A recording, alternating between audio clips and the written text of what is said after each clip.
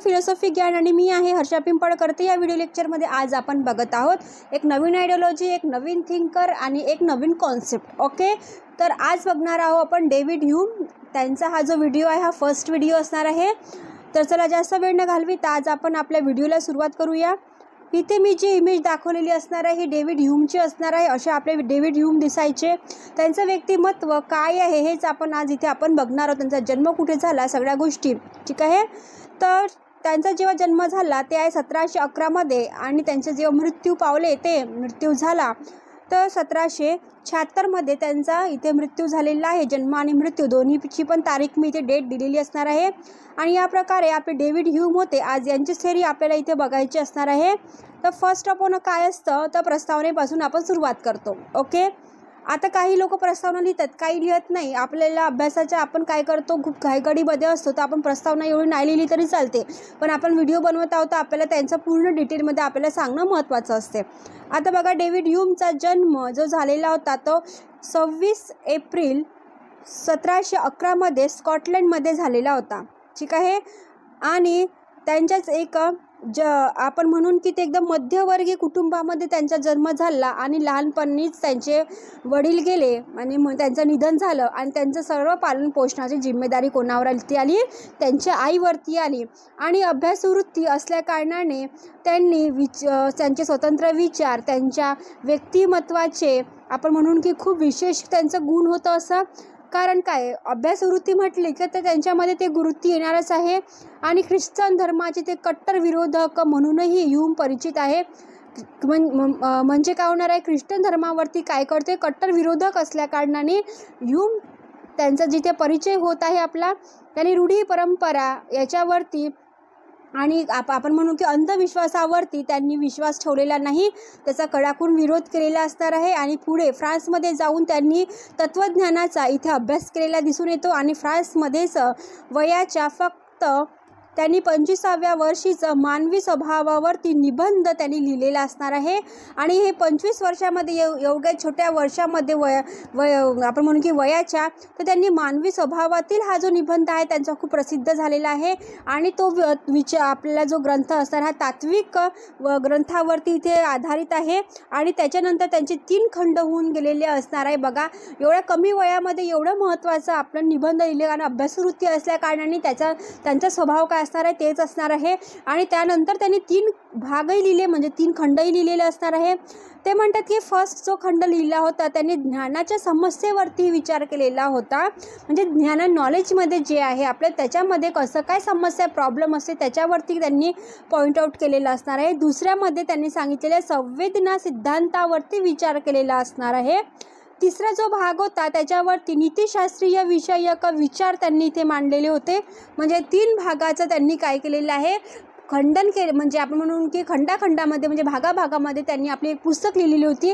आणि त्याच्यामध्ये मानवी स्वभावावरती कसं काय निबंध त्यांनी लिहिलेला होता आणि त्याचे 3 खंड कसे काय पाडले होते हे इथे आपण बघत आहोत। आणि त्यांचे जे विचार होते तात्विक ग्रंथानुसार होते, तात्विक विचारानुसार होते असं इथे आपल्याला दिसून येत आहे। आणि या पुस्तकाविषयी ह्यूमचा खूपच आशा होती, कारण हे पुस्तक पुढे चालूनच खूप प्रसिद्ध झालेले आहे, परंतु असे काही झालेले नाही आहे। त्यामुळे तत्त्वज्ञानासंबंधीची त्यांची जी गोडी होती ती फार कमी होत चाललेली आहे। आणि ते काय केले, मग त्यांनी इतिहास आणि राज्यशास्त्राच्या अभ्यासाकडे त्यांचे वळण घेतलेले असणार आहे, इथे आपल्याला दिसून येतं। बघा, सुरुवातीला जे आपण प्रयत्न करतो तर आपल्याला कधी यश मिळणार आहे, कधी अपयश मिळणार आहे। आणि जरुरी नाही आहे की आपल्याला अपयशच मिळणार आहे, यश नाही मिळणार आहे, हे दोन्ही गरजेचं नाही, पण आपलं काम महत्त्वाचं असणार आहे। आणि म्हणून त्यांना तेवढं यश मिळालं नाही तत्त्वज्ञानामध्ये आणि म्हणून ते इतिहास आणि राज्यशास्त्राकडे वळलेले इथे आपल्याला दिसून येतात। आणि 1741 मध्ये त्यांनी नीतिशास्त्र आणि राज्यशास्त्र यावरती निबंध लिहिला। बघा, कुठे ना कुठे मेहनत तर कामात येतेच की नाही, आज मेहनत करून तर उद्या बरोबर त्याचं फळ मिळणार। आणि समोर जाऊन त्यांनी काय केलं, नीतिशास्त्र म्हणजे आपले जे इथिक्स आहे आणि राज्यशास्त्र कसं असतं याच्यावरती त्यांनी काय केलेलं आहे, निबंध बनवलेला आहे, निबंधावरती प्रकाश टाकलेला आहे। आणि याच काळात एडिनबर्ग विद्यापीठात नीतिशास्त्राच्या प्राध्यापकाची त्यांनी एक जागा रिकामी होती आणि तिथे ते प्राध्यापक म्हणून रुजू झालेले होते। बघा, कुठे तेच म्हटलं ना, कुठे कुठे तुम्हाला यश मिळेल, कुठे कुठे अपयश मिळणार आहे. हताश जाऊन काही कामाचं नाही आहे. तुम्ही तुमचं काम करा, आज न उद्या त्याचं फळ तुम्हाला मिळणारच आहे. जेव्हा आपण भगवद्गीतेमध्ये बघत असतो तेच आपल्या रिअल जीवनामध्ये पण होतं. तसंच आपल्या डेव्हिड ह्यूमचं बरोबर झालेलं असणार आहे. ठीक आहे, कळलं तुम्हाला त्यांची प्रस्तावना. त्यांनी जिथे अर्ज केला त्या मुलाखतीची तयारीच चांगली केली तरीही त्यांना त्यावेळेच नीतिशास्त्राचे प्राध्यापक आपण म्हणून की त्यांचं जे प्राध्यापक होते तिथे हचसन यांनी त्यांचे प्राध्यापकाचे स्थान त्यांना मिळू दिले नाही. आता बघा, कधी कधी यश येते, कधी कधी अपयशी होते. जरुरी नाही पदरामध्ये यशच मिळणार आहे आपल्या, अपयशी होते. पण त्याच्यामध्ये त्यांनी जे होते हचसन यांनी हे जे एक प्राध्यापक होते त्यांनी त्याला ती जागा मिळू दिली नाही म्हणते. पण त्यामुळेही ते नाराज झालेले होते. त्यांनी इतिहासाचे अध्ययन सुरू केले. आता एका ठिकाणी अपयश मिळालं म्हणजे आपण हताश जाऊन बसतो का? नाही, तर आपल्याला प्रयत्न करावे लागते. त्याचप्रकारे डेव्हिड ह्यूमनी पण आपले अध्ययन सोडलेले नाही, आपली चिकाटी सोडलेली नाही, आपली जिद्द सोडलेली नाही. ते इतिहासाच्या अध्ययनाकडे त्यांनी सुरुवात केली आणि त्यावेळी त्यांनी इंग्लंडचा जो इतिहास आहे ही पुस्तक लिहिली आणि त्याच जे आहे पुस्तकामध्ये त्यांना प्रसिद्धी मिळाली. काही वर्षांनी त्यांना एडिनबर्ग विद्यापीठात ग्रंथपालाची पण काय मिळाली? नोकरी मिळाली. बघा, पहिले त्यांनी एवढं अपयश इथे सहन केलेलं आहे, त्यानंतर त्यांना यशाची पायरी इथे आपल्याला चढावीच लागलेली आहे. म्हणून तुम्ही पण विचार करा की तुम्ही आज जरी अपयशी झालेलं असेल कुठल्याही क्षेत्रामध्ये, काहीच पण हताश व्हायचं नाही. कुठे ना कुठे आपला मार्ग आपल्याला शोधावा लागतो आणि त्या मार्गावरती चालावं लागते. त्याचप्रकारे आपले डेव्हिड ह्यूम पण होते. त्यांना तिथे यश मिळालं नाही पण तरी हताश झाले का? नाही. त्यांना इतिहासामध्ये इथे आपल्याला त्यांनी काय केलेलं आहे, आपला मार्ग इथे निवडलेला आहे, तिथे त्यांना यश मिळालेलं असणार आहे. आणि या ठिकाणी मग त्यांना चांगली अभ्यासाची जेव्हा सोय झाली व त्यामध्ये रुची आली, त्यानंतर मग त्यांनी मानवी स्वभावावरील जो निबंध होता त्याला नवीन रिन्यूट केलेला आहे, सुधारित आवृत्ती प्रकाशित केली आणि त्यांनी त्याच्यामध्ये नैतिक विचार कसे असले पाहिजे आणि त्यामध्येच आणखी सुधारित रूपात कसे असले पाहिजे ना, हे त्याचे धार्मिक विषयीचे बरेच असे तिथे काय केलेलं आहे, त्यांनी अभ्यास केला आणि त्यामुळेच त्यांचे नैतिक विचारावरती जे त्यांनी पहिले जे काम करून ठेवलेलं होतं आणि त्याच्यानंतर त्यांना यश मिळालेलं असणार आहे. ठीक आहे, पण त्यामध्ये त्याचा जेवढा कार्यकाल होता तो त्यांना पार पाडावा लागणार आहे. वयाच्या 25व्या वर्षी त्यांनी ग्रंथ लिहिला आणि त्याच्यानंतर त्यांना यश मिळालं, कधी अपयश मिळालं, पण कधी ना कधी आपल्याला यशाची पायरी इथे चढावीच लागते. आणि त्याच प्रकारे आपल्या डेव्हिड ह्यूमला पण करावं लागलं होतं. आपल्या जीवनाच्या शेवटच्या दिवशी काही दिवसात त्यांनी पॅरिस येथेही राहिले. तेथे त्यांनी राजदूताचे सेक्रेटरी म्हणूनही कार्य केलेले आहे. त्यांचा जेव्हा मृत्यू झाला ते 25 ऑगस्ट 1776 झालेला आहे. आणि अनुभववादी विचार परंपरेतील शेवटचे तत्वज्ञान म्हणून आपल्याकडे ह्यूम जे आहे डेव्हिड ह्यूमकडे पाहावे लागणार आहे. आता बघा, याच्यामध्ये शेवटचं तत्वज्ञान का बरं मी इथे रेष मारलेली असणार आहे, कारण पहिले कोण होते? लॉक होते, अनुभववादी. ओके, त्याच्यानंतर कोण आले? आपले लायब्निझ आले, बर्कले आले. बर्कले नंतर कोण आले? आपले डेव्हिड ह्यूम. म्हणून त्यांना अनुभववादाचे शेवटचे जनक जनक नाही म्हणून आपण शेवटचे तत्वज्ञानी म्हणून त्यांना ओळखले जाते. हेच त्यांची काय आहे? महत्त्वाची ख्याती आहे. म्हणूनच इथे मी पहिलेच लिहिलेलं आहे, लॉकने अनुभववादाचा जन्म दिलेला आहे. ठीक आहे, जन्म देणारे कोण असतात? जन्मदाता, जनक म्हटले जाते त्यांना. बर्कलेच्या तत्वज्ञानात अनुभववादाचे परिवर्तन झालेले असणार आहे आणि त्यानंतर ह्यूमच्या तत्वज्ञानात अनुभववादाचे शेवटचा टप्पा इथे आपल्याला पाहायला मिळत असते. म्हणजे जिथून सुरू झालेलं असणार आहे तर आपल्या ह्यूमपर्यंत त्यांचा काय झालेला आहे? एंड झालेला आहे अनुभववादाचे. आणि म्हणून अनुभववादाच्या तत्वज्ञानामध्ये किंवा आपण म्हणून थिंकरमध्ये या तिघांचीच गोष्ट इथे केली जाते, लॉक, बर्कले आणि ह्यूमची. आलं लक्षामध्ये? लॉक, बर्कले आणि ह्यूमची इथे गोष्ट केलेली जाते. हे अनुभववादाचे काय असणार आहे? थिंकर असणार आहे. त्यांनीच यांची आयडियॉलॉजी मांडलेली आहे.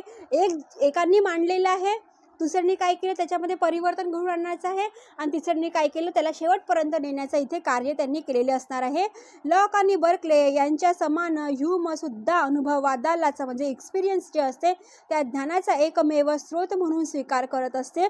परंतु ह्यूमचा अनुभववाद जो आहे, विषय विचार आहे, त्यांच्यापेक्षा काय, त्यांच्या पूर्वीच्या दोन्ही तत्वापेक्षा अधिक काय असे स्पष्ट इथे जाणवत असते.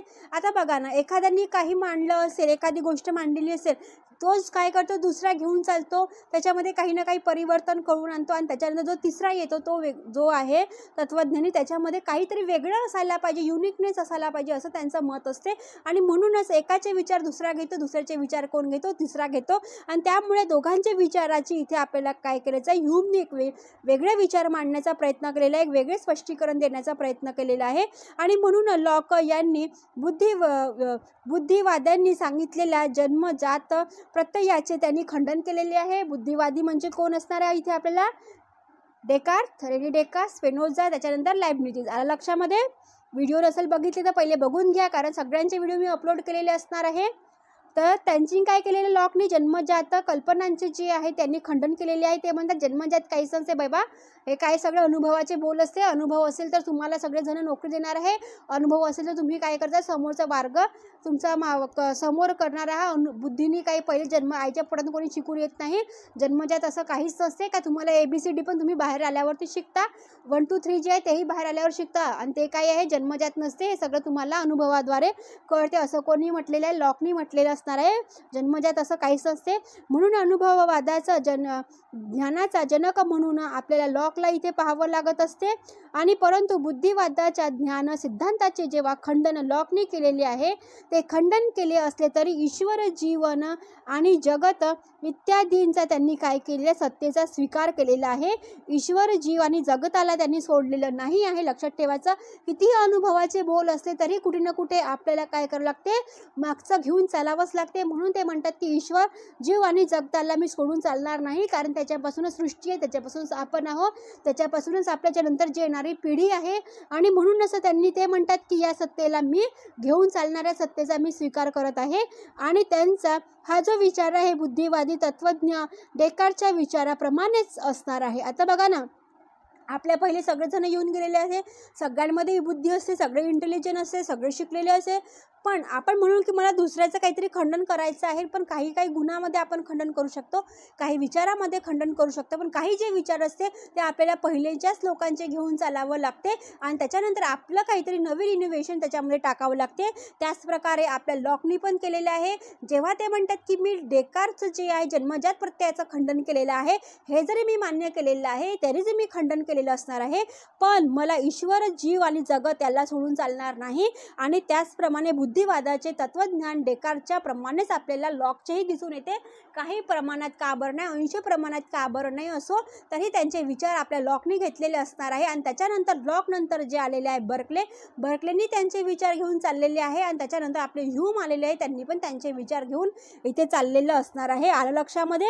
बघा, कुठली जर कॉन्सेप्ट आपण बघत असतो ना, म्हणून मी म्हटलं की पहिले प्रस्तावना बघा. जरूर तुम्ही पेपरमध्ये तुम्ही 15-20 ओळी नाही लिहिलं तरी चालेल, पण तुम्ही 2-3 ओळी लिहिलं ना तरी चालेल, की समोरच्याला वाटेल अरे बाबा यांनी पुस्तकातून लिहिलेलं आहे आणि त्यांनी काय केलेलं आहे, खरंच त्यांनी चांगला अभ्यास केलेला आहे म्हणून त्याला ते प्रस्तावना तरी लिहिता आली पाहिजे. तर आजकालचे मुलं खरंच लिहत नाही आणि त्यांना असं वाटते की नाही मिळून जाते ना मार्क्स. असं नसते. कुठलेही जर प्रॉपर जर करायचं असले कुठली गोष्ट तर प्रॉपर तऱ्हेने करा. असं नाही की बस उद्या पेपर आहे ना मी आता 2 दिवसा अभ्यास करून आलो, असं काही नसते. आलं लक्षामध्ये? आणि म्हणून मी म्हणते, मी जेवढे व्हिडिओ तुमच्यापर्यंत पोहोचवण्याचा प्रयत्न करत आहे तेवढे मी 3-3, 4-4 व्हिडिओ इथे काय करत आहे, एका दिवसामध्ये मी तयार करत आहे आणि तुमच्यापर्यंत पोहोचवण्याचा पुरेपूर प्रयत्न करत आहे. ठीक आहे? म्हणून तुम्ही पण थोडंसं अभ्यास करत चला आणि तुम्ही थोडंसं नॉलेज आपलं वाढवत चला. ठीक आहे? नंतर म्हणतात की बर्कलेच्या मते लॉकचा अनुभववाद अपूर्ण आहे. बरं, साहजिकच आहे, कारण लॉकनी तर पूर्ण विचार मांडलेले नाही, कारण लॉकनी कुठून घेतलेले आहे, डेकार्तपासून घेतलेले आहे काही विचार आपले टाकलेले आहे. पण आता जो समोरचा येणार त्याच्यानंतरचे त्यांना काय वाटणार आहे, त्याचे विचार अपूर्ण आहे, तर मी त्याच्यामध्ये काहीतरी भर करणारच आहो की नाही. ते म्हणतात रिकाम्या जागा भरा. त्यासारखे त्यांचे विचार काही पटते, काही पटण्यासारखे नाही. माझे विचार तुम्हाला काही पटत असेल, काही पटत नसेल, पण तरी ओके ठीक आहे, पण तुम्ही तर काहीतरी भरून काढू शकता ना. ठीक आहे? म्हणून त्याच प्रकारे आपल्या लॉकनी पण काय केलेलं आहे, बर्कलेनी पण काय केले, लॉकचे काही विचार त्यांना पटले नाही म्हणून त्यांनी पण काय केलेली आहे, त्यांचे अनुभववादाच्या याच्यामध्ये काय करते आहे, जे अपूर्ण आहे त्याला पूर्ण करण्याचं काम आपल्या बर्कलेनी केलेलं आहे. जर आपले ज्ञान इंद्रिय अनुभवापर्यंतच मर्यादित असेल तर इंद्रियातीतील जड तत्वांच्या सत्तेचा स्वीकार करणे तर्कसंगत असू शकत नाही. म्हणूनच बर्कलेच्या मते आत्मा, ईश्वर हे जे आहे हीच खरी एकमात्र काय आहे, सत्ता आहे. आता बघा, किती चांगले विचार आहे, काही ना काही गुण घेतलेले आहे आपल्या समोरच्या व्यक्तीचे तत्त्वज्ञानाचे, आणि त्यांनी पण काय केले, तेच मार्ग समोर नेण्याचा प्रयत्न केलेला आहे. लॉकने काय म्हटलेलं आहे, मी ईश्वर जगत आणि जीवाला सोडलेलं नाही आहे. तर आपले बर्कले त्यांच्यापेक्षा पण हुशार, ते काय म्हणतात, त्यांनी डायरेक्ट ईश्वर आणि आत्म्याची संकल्पना इथे मांडलेली आहे. आणि म्हणून ते म्हणतात मी पण त्यांनाच काय केलेलं आहे, सोडलेलं नाही आहे, त्यांना काय केलेलं आपले घेऊन चालत आहे आत्म्या आणि ईश्वरला. कोण म्हणते, असे आपले बर्कले म्हणतात. आणि अस्तित्व हे अनुभवावरतीच आधारित असते, साहजिकच आहे. आपलं अस्तित्व कशावरती, अनुभवावरतीच आधारित आहे.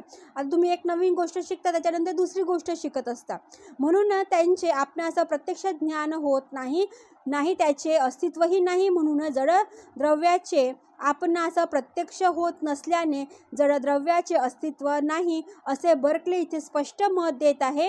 का बरं म्हटलं आहे त्यांनी, जे तुम्हाला प्रत्यक्षच होत नाही तर तुम्ही त्याला कशा काही वस्तू म्हणणार आहे. ठीक आहे, त्याप्रकारे आपल्या चार्वाकांनी सांगितलेलं, जे मला प्रत्यक्ष दिसणार आहे मी त्यांना प्रत्यक्ष समजणार आहे, जे मला दिसतच नाही तर मी त्याचं प्रत्यक्ष कसं करणार आहे.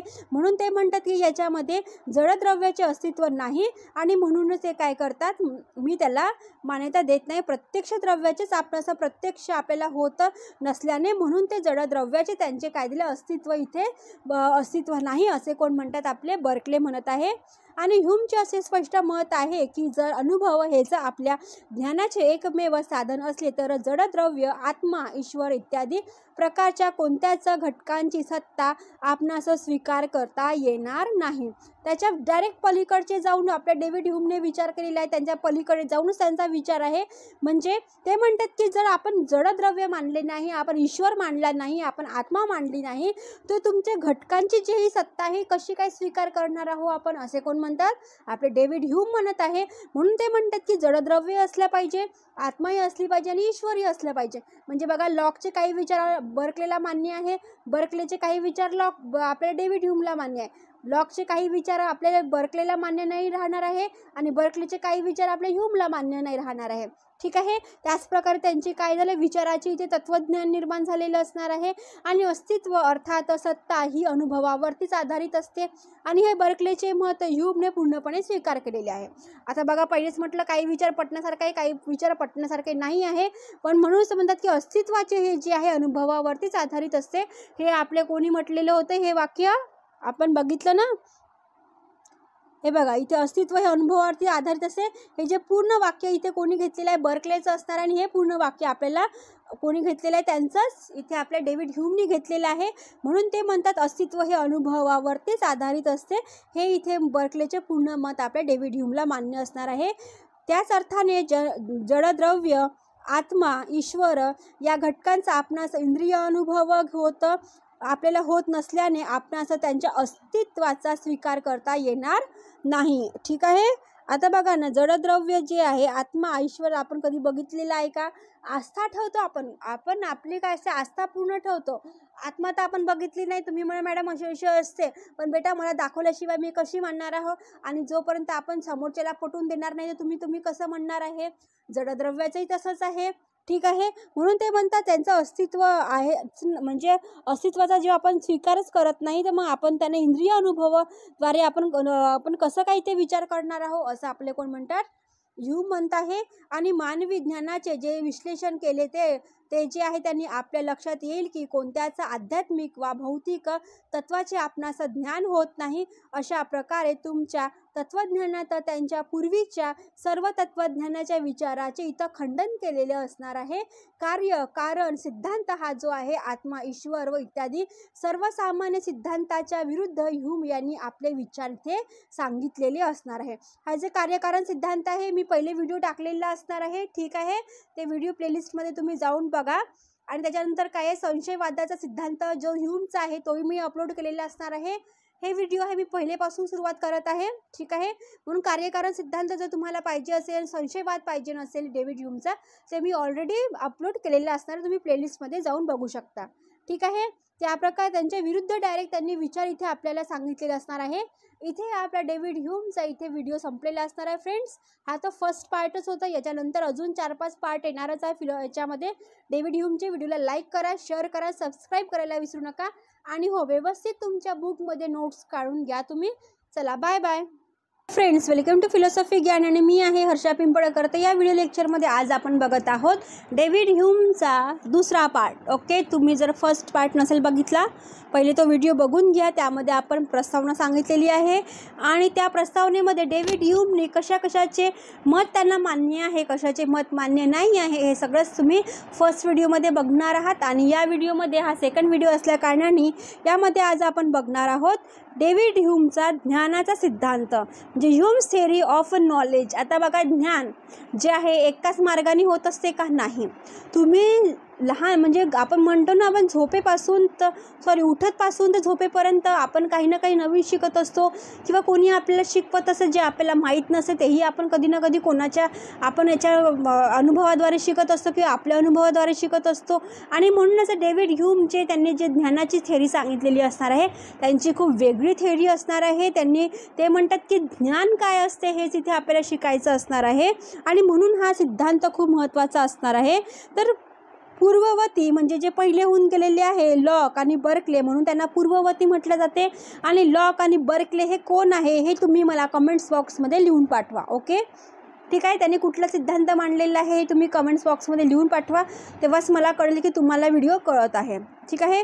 पूर्ववर्ती म्हणजे डेव्हिड ह्यूमच्या पहिले होऊन गेलेले अनुभववादी जे असणार आहे लॉक, बर्कले, त्यांचा ह्यूमचा जो सिद्धांत आहे ह्यूम्स थेअरीज ऑफ नॉलेज, हे पूर्ववर्ती लॉक व बर्कले यांच्याप्रमाणेच ह्यूम असे स्वीकार करतात की अनुभव हाच मानवी ज्ञानाचा खराच काय असणार आहे, स्रोत असणार आहे. आता बघा, जेव्हा आपण म्हटलं की अनुभवाचे बोल, तर तुम्ही कुठेही जर गेले नोकरीसाठी तर म्हणतात की तुम्हाला एक्सपिरियन्स आहे का? पहिला शब्द विचारतात. तुम्ही किती वर्ष तुम्ही काम केलेलं आहे, तुम्ही कोणत्या क्षेत्रात काम केलेलं आहे, तुम्हाला हे क्षेत्र जे आलेलं आहे, तुम्ही ड्युटीसाठी आलेलं आहे, त्याचं तुम्हाला नॉलेज आहे का, हेच विचारतात. म्हणून हे जे लॉक, बर्कले आणि ह्यूम आहे हे काय म्हणतात, अनुभवाच्या आधारावरतीच कुठली पण गोष्ट इथे आपल्याला मान्य करावी लागते. त्याचप्रकारे आपलं ज्ञानही तसंच असते. म्हणून इथे आपल्याला पूर्ववर्ती म्हटलं की लॉक आणि बर्कले यांच्या ज्ञानाच्या नुसार त्यांनी काय म्हटलेलं होतं आणि आपल्या डेव्हिड ह्यूमला काय म्हणायचं आहे, हे दोघांचं पण विचार इथे. मानवी ज्ञानाचा खरा स्रोत आपला अनुभवच असतात असं कोण म्हणतात, ह्यूम म्हणत असते. आणि लॉकने अनुभववादाची जेव्हा स्थापना करण्याचं त्यांनी सांगितलेलं होतं, ते म्हणतात की संवेदन आणि स्वसंवेदन हेच खरं मानवी ज्ञानाचे काय आहे, दोन मार्ग असणार आहे. कोण म्हणतात असं? लॉक म्हणतात. म्हणजे मानवी ज्ञानाचे जे मार्ग आहे, तुम्हाला नॉलेज कुठून मिळणार आहे, तर ते म्हणतात आम्हाला नॉलेज संवेदन आणि स्वसंवेदनानुसारच इथे मिळणार असणार आहे. ठीक आहे. तर म्हणतात की संवेदनाने आपणास बाह्य जगताचे ज्ञान होत असते. आता बघा ना, जर तुम्हाला कुठली गोष्ट जर बघायची असेल, बाहेर जाऊनच आपण बघत असतो. एखादं नॉलेज म्हटलं की जे आपल्याला घरापुरती माहिती असते ते तर आपण घरातून घेत असतो, आई बाबा आपल्याला भाऊ बहीण आपण शिकवतच असतात. पण जेव्हा आपल्याला नॉलेज जेव्हा बाह्य जगातून मिळत असते, किंवा आपण म्हणू की आपल्याला इथे काम करायचं, इथे आपल्याला ड्युटी करायची आहे, तर आपल्या त्या घरात येणार नाही आहे, आपल्याला बाहेरच जावं लागेल. म्हणून ते काय, त्यांचे आपले संवेदन कुठे होते, बाहेर होत असते. आणि ससंवेदन जे आहे हे आंतरिक होत असते. आलं लक्षामध्ये? आंतरिक आणि काय आहे, संवेदन कुठे होत असते, बाह्य होत असते. आणि स्वसंवेदन हे कुठे असते, आंतरिक ज्ञानाचे मार्ग आहे. आणि बर्कले या दोन मार्गाच्या विरुद्ध कल्पनांचा इथे ज्ञानाचा खरा स्रोत आहे असं कोण म्हणतात, आपले बर्कलेंनी सांगितलेलं असणार आहे. ठीक आहे. म्हणजे त्यांच्या मते काय आहे, ज्ञानाचा स्रोत कसा असणार आहे, कल्पनाच असणार आहे, आयडियाच असणार आहे. ठीक आहे. पण आपले लॉक काय म्हणतात, इथे ज्ञानाचा मार्ग काय आहे, संवेदन आणि स्वसंवेदन. संवेदन म्हणजे बाहेरचं, स्वसंवेदन म्हणजे आंतरिक. ओके, आलं लक्षात? आणि ज्यांना आपण वस्तू म्हणतो ती वास्तविक कल्पनाचं रूप आहे, त्यांच्याप्रमाणेच ह्यूम असे स्वीकार करतात की अनुभवालाच मानवी ज्ञानाचा इथे खरा स्रोत असणार आहे. आणि लॉकने अनुभववादाची जेव्हा स्थापना केलेली असते, कारण लॉकला अनुभववादाचे जनक म्हटले जाते, ते म्हणतात की संवेदन आणि सहसंवेदन हेच खरे मानवी जीवनाचे दोन मार्ग आहे. त्यानेच तुम्हाला नॉलेज मिळते, त्यांनीच तुम्हाला काय मिळतं, ज्ञान मिळत असते.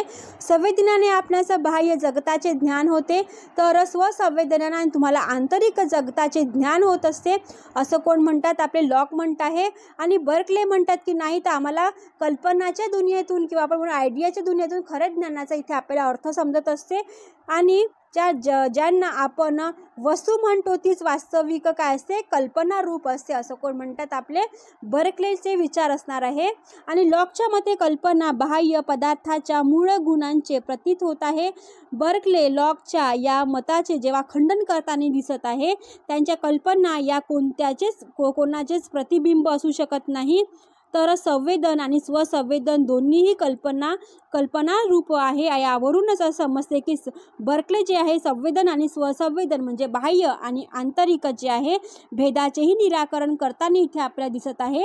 मात्र बर्कलेच्या नंतर जेव्हा आपले डेव्हिड ह्यूम आलेले असणार आहे, ते म्हणतात की संवेदन आणि स्वसंवेदन जेव्हा आपलं रिफ्लेक्शन होते आणि त्याच्यानंतर सेन्सेशन होते, ते या दोन भेदांना स्वीकार त्यांनी केलेले असणार आहे.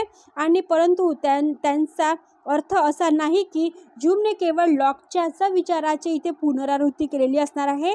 आता पुनरावृत्ती म्हणजे काय आहे, जेव्हा लॉकने काही मत मांडलेलं आहे ते संवेदन स्वसंवेदन कोणाचे आहे, लॉकचे आहे. त्यांनी काय सांगितले, मला दोनच ध्यानाचे मार्ग आहे, ते संवेदन आणि स्वसंवेदन.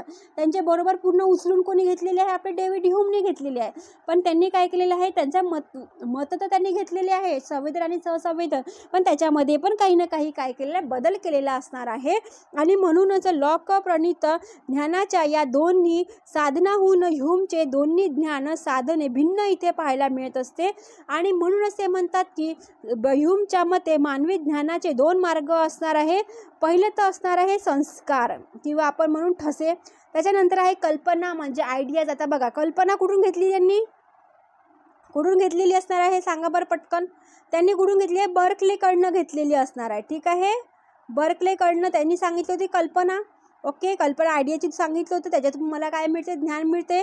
आणि संवेदन आणि स्वसंवेदन कोणातून घेतलेलं आहे, लॉककडनं. म्हणजे बघा, कोणालाच त्यांनी निराश केलेलं नाही आहे, दोघेही हॅपी राहा. मी दोघांचं पण काय घेते, मत घेत आहे का, मी कोणालाच इथे दुखत नाही, पण मी जे तुमचं मत घेतलेलं आहे, तुमची जी आयडिया घेतलेली आहे, तुमची जे संवेदना घेतली आहे, मी त्याच्यामध्ये संवेदना आणि स्वसंस्कार स्वसंवेदना घेतलेली आहे, तर त्याच्यामध्ये मी फक्त मॉडिफिकेशन करत आहे. याला संस्कार आणि त्याला ठसे म्हटलेले आहे. आलं लक्षामध्ये, एक तर बाह्य असते आणि एक काय आंतरिक असते. ओके, म्हणून त्यांनी काय केलं, दोघांचंही मत इथे स्वीकार केलेलं आहे, दोन्ही त्यांना प्रिय असणार आहे. ठीक आहे, कारण आपले ह्यूमस असे आहे, त्यांचा संशयवाद्य तुम्ही बघाल तर माझ्या पण डोक्याच्याच पलीकडे होतं, पण तरी पण मी तुमच्यापर्यंत व्हिडिओ पाठवलेला असणार आहे. ठीक आहे, तसं डोक्याच्या पलीकडचीच गोष्ट आपल्या ह्यूमने केलेली आहे, पण केलेली आहे. ओके, तर कल्पनाचा स्वीकार लॉक आणि बर्कले या दोन्ही अनुभववाद्यांनी केलेला आहे. परंतु संस्कार जे असते या शब्दाचा प्रयोग पहिल्यांदा, लक्षात ठेवा, हे जे संस्कार आहे, ठीक आहे, यांचा जो पहिल्यांदा जर विचार केलेला आहे, सर्वप्रथम म्हटलेला असणार आहे, तो आपल्या डेव्हिड ह्यूमनेच केलेला आहे. आणि मेन म्हणजे याविषयी त्यांचे काही विशेष मत इथे आपल्याला पाहायला मिळणार आहे. तर डेव्हिड ह्यूम म्हणतात की आपल्या संपूर्ण ज्ञानाची जी सामग्री आहे, या दोनच मार्गाने इथे प्राप्त होत असते. आणि तेही मार्ग कसे असणार आहे, ज्ञान साधने पूर्णपणे भिन्न असणार आहे. दोन मार्गाने तर होते, पण त्यांचे साधने काय असणार आहे, वेगळे असणार आहे. त्यांचे ज्ञानाचे जे आपण म्हणून की वस्तुस्थिती आहे ते वेगळी असणार आहे. आणि म्हणूनच इथे आपल्याला संस्कार आणि ठसे कसे असतात, तर डेव्हिड ह्यूम म्हणतात की वेदना आणि स्वसंवेदना या घटकांनाच ह्यूमने संस्कार म्हटलेले आहे किंवा संस्कार म्हणून संबोधलेले असणार आहे. विचार करा, डेव्हिड ह्यूम किती हुशार, म्हणजे कोणालाच नाराज नाही केलेलं आहे त्यांनी, लॉकला पण नाही केलेलं आहे आणि आपल्या बर्कलेजींना पण नाही केलेलं आहे. ते म्हणतात की अरे बाबा, तुम्ही दोघंही मला प्रिय असणार आहे, दोघंही आपले काय अनुभववादी आहे, तर मी कशाला तुम्हाला सोडणार आहे. तुमचे दोघांचेही नॉलेज काय आहे, महत्त्वपूर्ण आहे, म्हणून तुमचे दोघांचेही नॉलेजला काय करत आहे, मी मॉडिफिकेशन करून काय करत आहे, आपल्या विचारामध्ये टाकण्याचा प्रयत्न करत आहे. म्हणतात ना, एखादी भाजी जर करायची असेल, थोडासा मिर्च मसाला टाकला तर त्याची रुचकर बनते, आणि तेच जर साध्या सिंपल तरीकेने आपण जर कोणासमोर प्रेझेंट केलं, त्याला कारण ते गावरानी आहे, पण त्याच भाजीला आपण थोडंसं मॉडिफिकेशन केलं, त्याला वाटतं वा किती सुंदर आहे. त्याच प्रकारे आपल्या डेव्हिड ह्यूमनी पण केलेली आहे. सगळ्यांचं भाजीपाला आपल्या समोर घेतलेला आहे, मिक्स मसाला टाकून काय केलं त्यांनी त्यांच्यासमोर इथे आपल्याला सर्व केलेलं असणार आहे. ठीक आहे, आपली इंद्रिय दोन प्रकारची असतात, एक बाह्य आणि आंतरिक. हे कोणाचं आहे, लॉकचंच आहे. संवेदन स्वसंवेदन काही नवीन सांगितलेलं आहे का, नाही. जेव्हा संस्कृतीची वेळ आलेली आहे, तेव्हा त्यांनी डेव्हिड ह्यूमने एक नवीन विचार सांगितलेला आहे, एक नवीन संकल्पना सांगितली आहे. आणि सगळ्यात पहिले डेव्हिड ह्यूमने संस्कार हा शब्द वापरलेला असणार आहे. तर ते म्हणतात की आपले जे असते डोळे, कान, नाक, जीभ, त्वचा, हे जे असते रूप, रस, गंध, स्पर्श इत्यादींचे जे आहे ज्ञान आपल्याला प्राप्त होते. आणि हेच काय आहे, 5 प्रकारचे बाह्य इंद्रिय असणार आहे. आलं लक्षामध्ये? म्हणजे त्यांनी इंद्रियांना पण इथे महत्त्वाचं स्थान दिलेलं आहे. बाह्य असते आणि आंतरिक पण असते. म्हणून ते म्हणतात की डोळे, नाक, कान, जीभ, त्वचा हे काही आहे त्यांनी आपणास रूप, रस, गंध, स्पर्श समजत असते.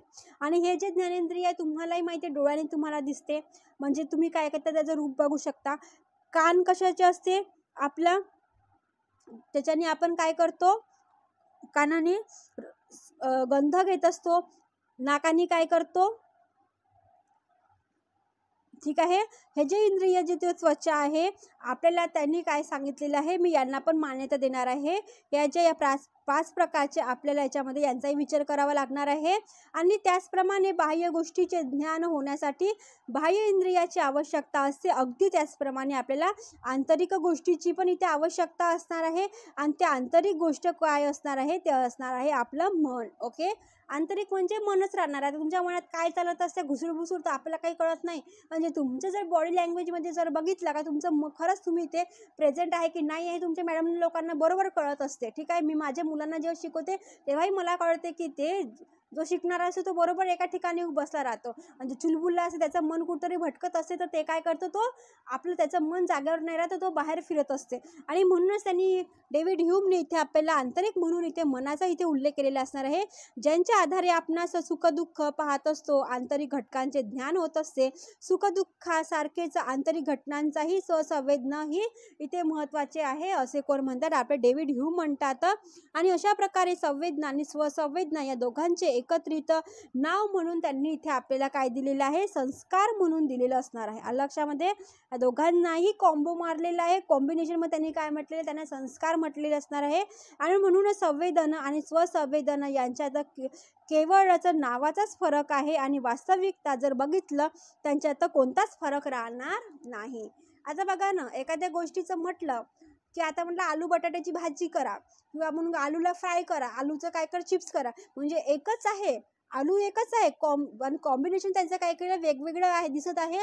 आणि म्हणूनच आपल्या डेव्हिड ह्यूमनी पण तेच केलेलं आहे. भाजी एकच आहे, मटेरियल एकच आहे, पण त्याच्या वेगवेगळ्या व्हेरायटीनुसार त्यांनी काय केलेलं आहे, लोकांसमोर मांडण्याचा प्रयत्न केलेला आहे. आणि म्हणून ते म्हणतात की संवेदन आणि स्वसंवेदन हे एकच आहे, पण त्याच्यामध्ये काय केलेलं आहे, फरक केलेला आहे. आणि त्या फरकामध्ये त्यांनी काय सांगितलेलं आहे, संस्कार हे नाव सांगितलेलं असणार आहे. तर ठीक आहे, थोडक्यात आपणास असे म्हणता येईल की संस्कार 2च प्रकारचे असतात.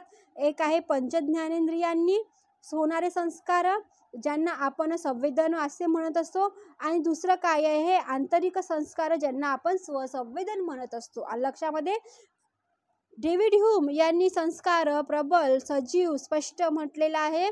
पण हे जे आपल्या सानिध्यानुसार अनुभवाचे जेव्हा विषय आहे तर संस्कार आपले प्रतिबिंब किंवा प्रतिरूप मनाच्या ठिकाणी अनुभवाचे येणारे आपली कल्पनाच असते. आणि कल्पनाच्या संस्काराचे प्रतिरूप अथवा कॉपी जेव्हा आपण म्हणत असतो तेव्हा संस्कार पूर्णतः सजीव स्पष्ट दिसतात.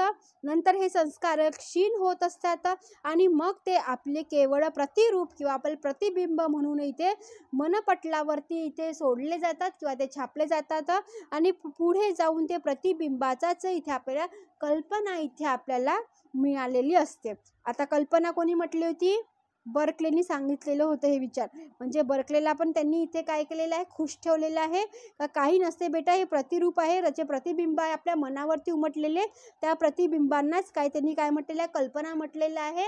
म्हणून डेव्हिड ह्यूमची ही जी संकल्पना आहे खूप युनिक आहे.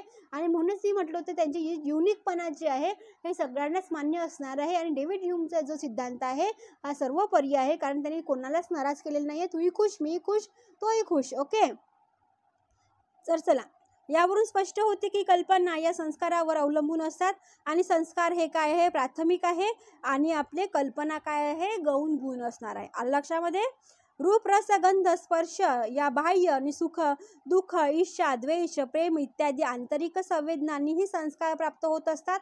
आणि त्यानंतर हळूहळू त्यांचा वेग कमी होत असतो. मग काय ते स्मृतीपटलावर त्यांचे केवळ प्रतिरूपच इथे दिसत असते अथवा प्रतिबिंब शिल्लक राहत असते. आणि पुढे या प्रतिबिंबांनाच कल्पना असे म्हटल्या जात असते. म्हणजे डेव्हिड ह्यूम आहे ते म्हणतात की संस्कार जे आहे प्रथम आहे, त्याच्यानंतर जी कल्पना होत आहे ती काय आहे, सेकंडरी आहे, म्हणजे गौण असणार आहे आणि त्याच्यामध्ये रूप रस गंध स्पर्श हे बाह्य असणार आहे आणि सुख दुःख द्वेष प्रेम वगैरे हे जे आहे हे आंतरिक असणार आहे असे आपले कोण म्हणतात, ह्यूम म्हणतात. आणि तेच काय आहे, संवेदनातील संस्कार आहे.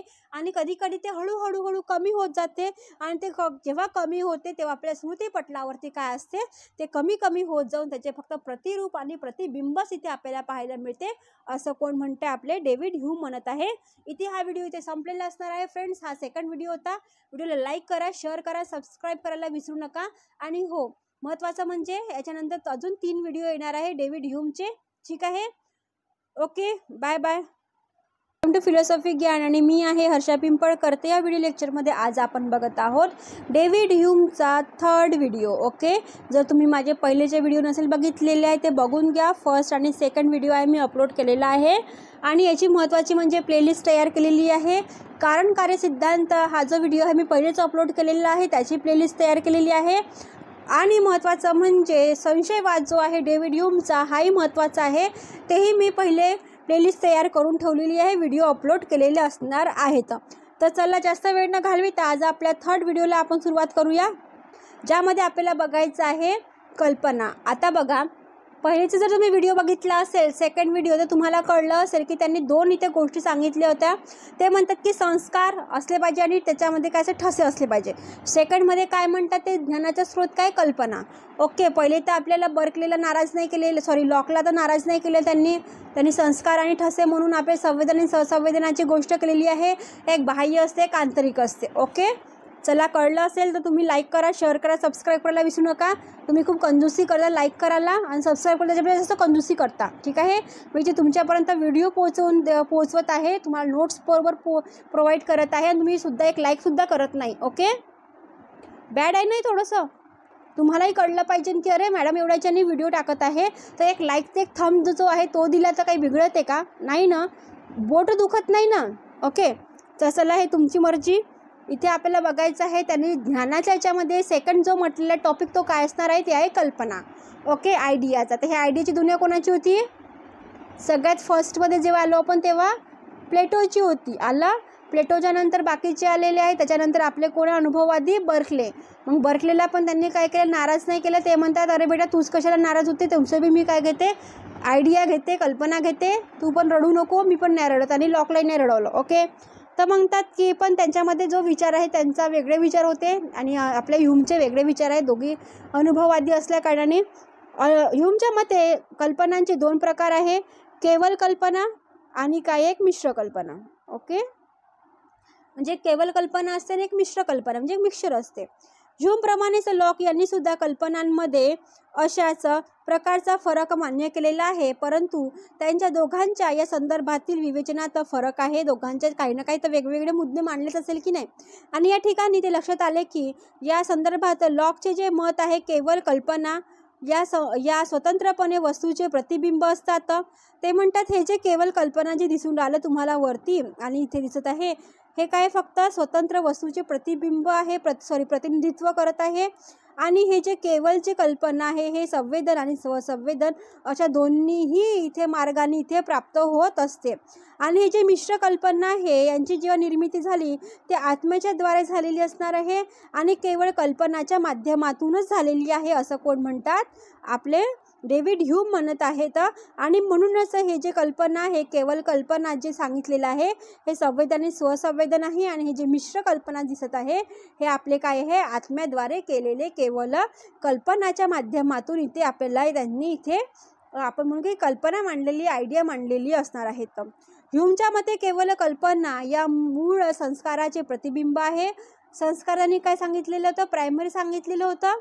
ओके, त्याचं सेकंडरी काय सांगितलेलं होतं त्यांनी, सेकंडरी गुण काय होतं त्यांचं वालं, तुम्ही कमेंट्स बॉक्समध्ये लिहून पाठवा पटकन. ठीक आहे, आणि मिश्र कल्पनासाठी मूळ संस्काराचे उपस्थित असणे आवश्यक नाही. अर्थात केवळ कल्पनासाठी मूळ संस्काराची आवश्यकता असते, पण मिश्र संकल्पनेसाठी मूळ संस्काराची इथे आवश्यकता नसते. आता त्यांनी जे मिश्र कल्पना सांगितली होती, आत्म्याची सांगितली, आत्म्याद्वारे होत असते, म्हणून ते म्हणतात की मिश्र कल्पनेसाठी मूळ संस्काराची इथे आपल्याला आवश्यकता पडत नाही. उदाहरणार्थ ते म्हणतात की मूळ संस्काराशिवायही आपण स्मृती अथवा कल्पनांच्या आधारावर मिश्र कल्पनाची इथे निर्मिती करत असतो. अनेक सरळ कल्पनांनी मिळूनच इथे मिश्र कल्पनाची निर्मिती होत असते. म्हणजे बघा ना, मिश्र म्हणजे काय? मिक्सचर. एक टाकलेला एखादी भाजी बनवायची, अरे बाबा मिक्सरची भाजी बनव, मला मिक्स भाजी आवडते, तुम्ही काय कराल? आलू टाकान, वांगे टाकान, हे टाकान, ते टाकान, पत्तागोबी टाकान, फुलगोबी टाकान, म्हणून काय ते मिक्स होणार आहे. ओके, आलं लक्षामध्ये? म्हणून त्यांची जी मिश्रची कल्पना आहे ती काय असणार आहे? आत्म्याची कल्पना आहे. आणि तीच काय आहे? एका कोण चालणार आहे का? नाही. तर त्यांना 4-5 जेव्हा वेळ मिळणार आहे तेव्हा त्यांची काय होणार आहे? मिश्र बनणार आहे. म्हणजे सरळ कल्पनेपासून जेव्हा मिश्र कल्पनेकडे जात आहे, आणि म्हणूनच ते म्हणतात की अनेक जेव्हा सरळ कल्पना इथे निर्माण झालेली आहे तेव्हा तिथे काय झालं? मिश्र कल्पना इथे निर्माण झालेली आहे. पण जसे आपण लहान पर्वताला पाहून सर्वात मोठा पर्वताची जेव्हा आपण कल्पना करतो व उडणारा पक्षी पाहून विमानाची जशी आपण कल्पना करतो, त्या ठिकाणी केवळ आणि मिश्र कल्पनांमध्ये असलेला फरकच स्पष्टपणे प्रतीत होत असते. संस्काराशिवाय केवळ कल्पनाचं उत्पन्न होत नाही. ठीक आहे, संस्कारशिवायच इथे केवळ कल्पनाच उत्पन्न होत नाही असे आपण कोण म्हणतात? डेव्हिड ह्यूम म्हणतात. उदाहरणार्थ ते म्हणतात की जन्मापासूनच आंधळा असलेल्या व्यक्तीला रूप या कल्पनेचे किंवा बहिरा असलेल्या व्यक्तीला शब्द या कल्पनेचा अनुभव येणार नाही. म्हणूनच संस्कारशिवाय कल्पना हे शक्य होऊ शकत नाही. परंतु याविषयी मिश्र कल्पनांसाठी संस्काराची इथे आवश्यकताही पडत नाही. बघा किती सुंदर उदाहरण दिलेलं आहे. म्हणजे जो जन्मापासून अंधळा व्यक्ती असते त्याला रूप दिसत नाही, आणि त्याचप्रकारे जो बहिरा व्यक्ती असो त्याला शब्द इथे कळत नाही, आणि म्हणूनच ते म्हणतात की याच्या कल्पनाचा जेव्हा अनुभव होत नाही त्यामध्ये संस्काराशिवाय कल्पना या असू शकत नाही. आणि याविषयी तर मिश्र कल्पनासाठी संस्काराची पण इथे आपल्याला आवश्यकता पडत नाही. आता इथे आपण बघणार आहोत संस्कार आणि कल्पना या दोघांमधला डिफरन्स काय असणार आहे, फरक काय असणार आहे. Okay, difference between impression and ideas. Okay, संस्कार ज्ञान प्रक्रियेचा सर्वात मोठा इथे टप्पा आहे. संस्कार अधिक सजीव आणि स्पष्ट असते. त्याचा आपणास प्रत्यक्ष अनुभव येत असतो आणि त्यांना आपण प्रमाणित मानत असतो. त्यांच्यापेक्षा कल्पनांमध्ये स्पष्टता आणि सजीवपणा या कमी प्रमाणात पाहायला मिळत असते, आणि म्हणूनच त्यांना आपण गौण म्हणत असतो. आता बघा ना, कल्पना आणि आयडियाची दुनियामध्ये ते गौणच आहे ना, सेकंडरीच आहे का नाही. आणि आपण संस्काराला काय म्हटलं होतं? प्रायमरी म्हटलं होतं. आलं तुमचं क्वेश्चनचं आन्सर इथेच. आणि म्हणूनच ते कारण यांना संस्काराचाच आधारित राहावे लागते. कोणत्याही संस्काराची जेव्हा सुरुवात ही संस्कारापासूनच होते. म्हणूनच संस्कार कल्पनेचे मूळ रूप जेव्हा आपण पाहतो किंवा मूळ रूपामध्ये जेव्हा परिवर्तन आपल्याला घडून येते किंवा आपण मूळ रूप पाहतो, त्या काळाच्या दृष्टीने विचार केला तर संस्कार पूर्वीवती आणि कल्पना अनुवती इथे आपल्याला दिसून येते. म्हणजे संस्कार जे आहे पहिले होऊन गेलेले राहते, आणि त्याच्यानंतर आपल्याला कल्पना म्हणजे त्याच्यानंतर इथे आपल्याला पाहायला मिळते. लक्षामध्ये पूर्ववती आणि अनुवतीमध्ये, पूर्ववती म्हणजे पहिलेच, अनुवती नंतरचं. ठीक आहे. आणि थोडक्यात याच्यामध्ये आपल्याला जेव्हा आपण एक्सपिरियन्स जेव्हा म्हणत असतो तेव्हा पास्ट आणि त्याच्यानंतर आपण प्रेझेंटची ते गोष्ट करत असतो. आणि म्हणूनच ह्यूम असे म्हणतात की कधी कधी संस्कार अस्पष्ट आणि कल्पना या स्पष्ट प्रमाणात दिसून येते आहे ना. उदाहरणार्थ स्वप्नावस्थेमध्ये वेडेपणा, ताप, क्रोध, घृणा, द्वेष इत्यादी अवस्थेत कल्पना अधिक स्पष्ट प्रतीत होतात आणि संस्कार आपल्याला अप्रतीत होतात. परंतु एक गोष्ट खरी आहे ती म्हणजे दोन्ही एकमेकांहून काय आहे, वेगवेगळं इथे आपल्याला पाहायला मिळत असते. आणि अशा प्रकारे जेव्हा ह्यूमने हा जो सिद्धांत मांडलेला आहे त्या सिद्धांतामध्ये संस्कार आणि कल्पनाच आपल्या ज्ञानाचे एक काय आहे, विषय आहे, हेच आपल्याला इथे सांगावं लागणार आहे. म्हणजे संस्कार आणि कल्पना या दोन्ही गोष्टी इथे आवश्यक असणार आहे. आणि ज्ञानाचा जेव्हा आपण ध्यानाची जेव्हा गोष्ट करतो, नॉलेजची जेव्हा गोष्ट करतो, या दोघांचाही विषय आपल्याला इथे घेऊन चालावाच लागणार आहे. ठीक आहे. तुम्हाला व्हिडिओ एक वेळा बघितल्यावर कळणार नाही, आलं लक्षामध्ये कुठलीही गोष्ट, कारण तुम्ही जर पहिले वाचलं असेल तेव्हा तुम्हाला समजलं असेल, तेव्हाच तुम्ही एका याच्यामध्ये तुम्हाला व्हिडिओ समजेल. पण तुम्ही म्हणाल की मॅडम मला एका याच्यात व्हिडिओ समजणार आहे, हे कधी होणार नाही आहे. आणि म्हणून तुम्ही व्हिडिओला 2-3 वेळा जेव्हा रिवाईज कराल आणि तुम्ही तुमच्या हाताने नोट्स काढून ठेवाल तेव्हा तुम्हाला कळेल की मी याच्यामध्ये मला काय लिहायचं आहे आणि मला काय वाचायचं आहे. आलं लक्षामध्ये? आणि मी काय सांगत आहे हे तुम्हाला नंतर कळणार आहे. म्हणूनच तुम्ही व्हिडिओ बघत चला. ठीक आहे. इथे आपला व्हिडिओ थर्ड संपलेला असणार आहे आणि यानंतर अजून 2 व्हिडिओ मी अपलोड करणार आहे लवकरात लवकर. व्हिडिओला लाईक करा, शेअर करा, सबस्क्राईब करायला विसरू नका. आणि महत्त्वाचं म्हणजे तुम्ही तुमच्या बुकमध्ये, वहीमध्ये कुठेही नोट्स काढून ठेवा. ओके. तेव्हा जेव्हा तुम्ही रायटिंग करता तेव्हाच तुम्हाला कळते की मी इथे काय समजत आहे आणि मला काय इथे समजून घ्यायचं असणार आहे. आलं लक्षात? मी कितीही समजून सांगितलं तरी तुमच्या डोक्याच्या पलीकडे जाणार जोपर्यंत तुम्ही स्वतःहून इथे आपलं काम करत नाही तोपर्यंत. चला ठीक आहे. वेलकम टू फिलॉसॉफी ज्ञान आणि मी आहे हर्षा पिंपळकर. या व्हिडिओ लेक्चरमध्ये आज आपण बघत आहोत कल्पना आणि संस्कार जे सांगितलेलं होतं डेव्हिड ह्यूमने, त्यामधला आपण म्हणून की त्याच्यामध्ये पॉझिटिव्ह विचार काय आहे हे इथे आपण बघायचं असणार आहे. पहिलीचे जर तुम्ही माझे 3 व्हिडिओ नसेल बघितले तर पहिले बघून घ्या, कारण प्रस्तावनेपासून जे आपण सुरुवात केलेली होती तर डेव्हिड ह्यूम म्हणतात की मी कोणालाच नाराज करत नाही. माझे दोघंही अनुभववादी आहे, खूप चांगले आहे आणि त्या दोघांचेही मी विचारावरती सहमत आहे आणि त्या दोघांचेही विचार मी काय करत आहे आपल्या थेअरीमध्ये घेत असणार आहे. आणि म्हणून त्यांनी एक नवीन युनिक गोष्ट सांगितली होती. ते असणार आहे सर्वप्रथम त्यांनी जेव्हा सांगितलं होतं ते असणार आहे संस्कार आणि त्याच्यानंतर असणार आहे आपली कल्पना कशी असते हे सगळं आपण बघितलेलं असणार आहे. आता या व्हिडिओमध्ये आपण बघणार आहोत त्यांचे संबंध कसं असणार आहे आणि पारंपरिक संबंध त्याच्यामधला जो फरक होता ते आपण पहिल्याच्या व्हिडिओमध्ये बघितलेला असणार आहे. आता याच्यामध्ये आपल्याला बघत आहे त्याचं रिलेशन कसं असते हे इथे बघायचं आहे. आता तुमच्या मते आपले मन जेव्हा आपण विचार करतो तर कल्पनाचे भांडार आहे असं म्हणत आहे. आता हे खरं आहे की खोटं आहे हे मी जे आहे तुम्ही मला कमेंट्स बॉक्समध्ये लिहून पाठवा की तुमच्या मनामध्ये दिवस रात्र कुठली ना कुठली गोष्ट काही ना काही होतच असते आणि तुमच्या मनामध्ये खूप सारे काही असे ज्ञानाचे स्रोत असतात. ते चांगलं असते काही वाईट असते हे तुम्हाला मान्य करावंच लागणार आहे. आणि म्हणूनच ते म्हणतात की तुमच्या मनामध्ये जे आहे कल्पनाचे एकदम भांडार असते आणि त्यांच्यामध्ये कल्पनाचा जेव्हा प्रवाह नियमित रूपात तो आहे चालत असते आहे ना. तुम्ही इथे बसले राहता पण तुमचं मन अमेरिका, श्रीलंका, इकडं तिकडं, अरे बाबा तिनं माझ्याशी काहीतरी बोलली, अरे नाही त्यांनी माझ्यासोबत काहीतरी केलं तर मलाही करावं लागणार आहे, त्यांनी हे घेतलं तर मला तेही घ्यावं लागणार आहे, अरे त्यानं मला असं म्हटलं, असं काहूनच म्हटलं होतं, हे आपल्याला डोक्यामध्ये काय काय चालत असते. आणि तेच मनामध्ये आपल्या डोक्यामध्ये न चालता आपल्या मनामध्ये चालते काय ते सायकल असते, ते निरंतर चालत असते, निरंतर चालते. त्याला तो काही त्याचा वेग काही बंद होत नाही. आलं लक्षामध्ये. आणि म्हणूनच एकानंतर दुसऱ्यानंतर तिसऱ्याचा असा सतत क्रम इथे चालू असतो. आणि त्यासोबतच ह्यूम असेही म्हणतात की कल्पना या असंबंध असू शकत नाही. म्हणजे असंबंध म्हणजे काय? संबंध म्हणजे काय? एका दुसऱ्याशी, दुसऱ्या तिसऱ्याशी, चौथा तिसऱ्याशी काय संबंध असते. ठीक आहे. असंबंध म्हणजे काय? एका जो काम आहे तो तिसऱ्या सोबत पडत आहे म्हणजे दुसरा जो आहे तो मधातून कट होत आहे असं काही राहणार आहे का? नाही. म्हणजे एकाचं काम दुसऱ्याने घेतलं, दुसऱ्याचं काम तिसऱ्याने घेतलं, तिसऱ्याचं काम चौथा घेणार आहे. ओके. म्हणजे त्याचा जर आपण संबंध पाहायला गेले तर हा संबंधाचा दृष्टिकोनातून इथे विचार होणार आहे. असंबंध कसा राहणार आहे माहिती आहे बेटा? म्हणजे रिलेशन जे असते एका मागाच्या नंतर चालत असते, पण याच्यामध्ये तुम्ही म्हणाल की याच्यात असंबंध आहे असं होऊ शकत नाही. म्हणजे एक थेअरी आली की त्याच्यानंतर दुसरी थेअरी येते, दुसऱ्यानंतर तिसरी थेअरी येते. एकाचे विचार दुसऱ्याला पटते, दुसऱ्याचे विचार तिसऱ्याला पटते, तिसऱ्याचे विचार चौथ्याला पटणार आहे. आणि याच्यात त्याचा एक प्रकारचा संबंध असा की ज्यात काहीच संबंध नसतात तर ते कल्पना या अर्थहीन असतात आणि त्या परंतु तसे होत नाही. म्हणूनच हे जे कल्पना आहे हे आगंतुक आणि असंबंधित नाही तर त्यांच्यात सहचर्य संबंध इथे पाहायला मिळते. हे आपल्याला स्वाभाविकपणे आपल्याला सांगावं लागणार आहे. म्हणजे एखादी गोष्ट आहे कल्पना का बरं होईना ते अर्थहीन कधीच नसते.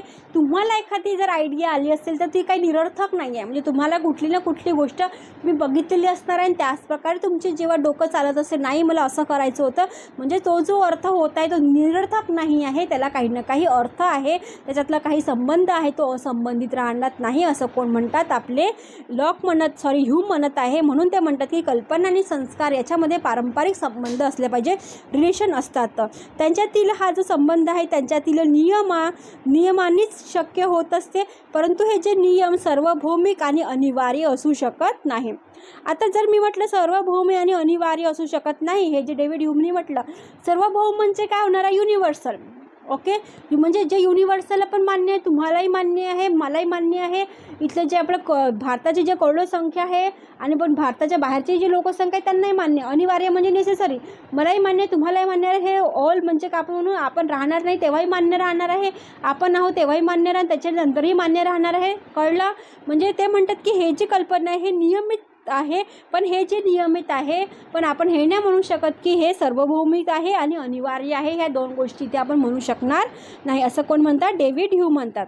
आता ह्याच्या कल्पना एकानंतर एक येत राहणारच आहे, स्वाभाविक असणार आहे. त्यांचा संबंध जे आहे आपण कल्पना करू शकतो, त्याचा संबंध हा अनिवार्य नाही तर केवळ आगंतुक असणार आहे. आणि म्हणजेच एकानंतर दुसरी कल्पना स्वाभाविकपणे येते आणि या कल्पनात एक आपण म्हणू की एकदम विरोध होत नाही. पहिली कल्पना ही दुसऱ्या कल्पनाची विरोधी कल्पना असू शकत नाही. लक्षामध्ये विरोधी कल्पना कशी राहणार आहे? एकदम जो आहे तो आपण म्हणू की निगेटिव्ह नसू शकते. एक कल्पना आली असेल तर तुम्हाला त्याच्याबद्दल दुसरी कल्पना येते, चांगली गोष्टी आली असेल नंतर काय करते त्याच्यामध्ये काही कमी असेल तर दुसरी कल्पना येऊ शकते तुम्हाला. म्हणजे तुम्ही काही ना काही आयडिया तुमच्या डोक्यामध्ये येत असते आणि ही जी आयडिया हे कधी पण विरोधी राहत नाही. हे काय असते, जे संबंध कसे असते आपले काय म्हणजे पारंपरिक संबंध असते, असं इथे डेव्हिड ह्यूमला म्हणायचं आहे.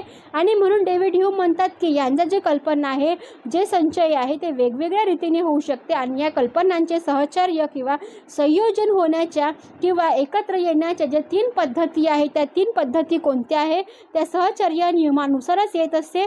पहिला जो नियम असणार तो सादृश्याचा संबंध किंवा नियम असू शकते. ओके, आपण दुसरा म्हणून की देशगत असू शकते आणि कालगत सहचर्य संबंध असू शकते.